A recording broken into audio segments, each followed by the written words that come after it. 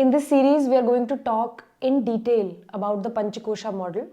And in the Panchkoshas, we have the Annamaya Kosha as the first kosha.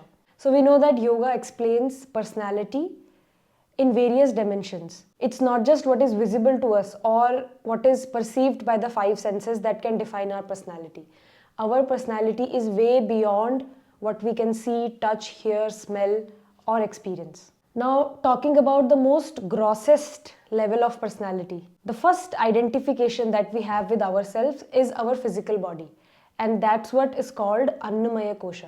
Now, if we break down this word, Anna means food, and food can be considered nothing else than matter. Though food has pranic value as well, but for now we will consider that whatever we eat, we become. So the physical body that we have, the skin that we see, the bones that we have, everything that is in the form of matter is formed by the food that we eat, and that is considered the Annamaya Kosha. Now we see two kinds of people around us. One who is very body conscious. They will consistently think about whether they look fat or thin, how their complexion is, how their facial features are, whether they are looking appropriate when going out or meeting people, how is their skin, their hair, their muscle tone, everything that has a physical aspect, that is visual, that we see with our eyes. They have their entire identification stuck to how they appear to the outer world. And then we have other kinds of people who ignore the signals that the body gives altogether. They are unaware of the weight they are gaining. They are unaware of different pains and sensations in the body, how their skin is behaving, or overall indications that the body gives in the form of physical symptoms. No self-care practices, no rituals for the self, as if they have lost the connection with their body, be it at physical level, but still. Now both these kinds of people are very far away from realizing their actual identification, which is the true self. None of them is wrong, but both of them have a lot to evolve. Now there's a big misconception that yoga is not about body, it's about mind. Yoga never underestimates the importance of physical body. Annamaya Kosha is an important part of our existence. It's not something that we have to ignore or underestimate. Taking care of the physical body is not a mistake. Identifying ourselves with the physical body alone is the mistake that we do. Physical body is a resource that we have. Just like we have a house as a resource, money as a resource, similarly physical body that we have is also a resource that helps us live a life where we can take actions according to our will, according to what the need is. But when we start identifying ourselves with the body alone, and we do not want to move beyond it, we do not want to experience our own dimensions of existence, that is when we are limiting ourselves.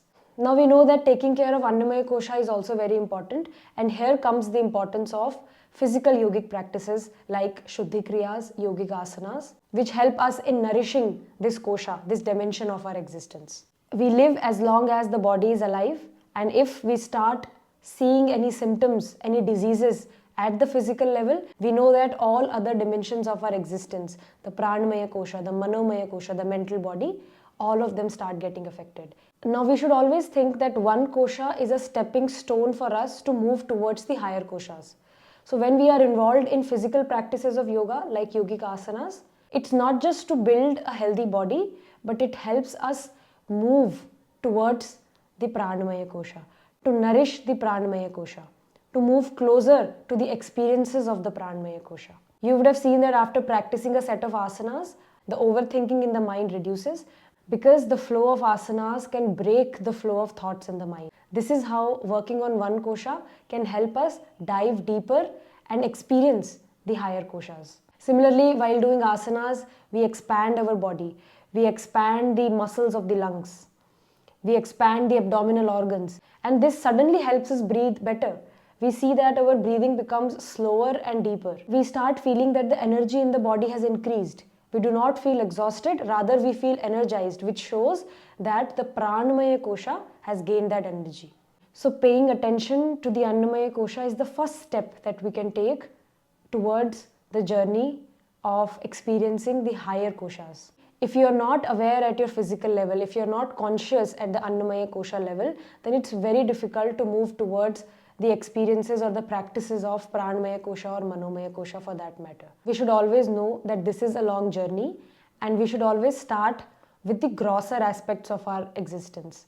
Annamaya Kosha is the grossest of all. It is something that we can see, something that we can touch, hear, smell, and that is why it is the easiest to relate to. It is the easiest to work upon.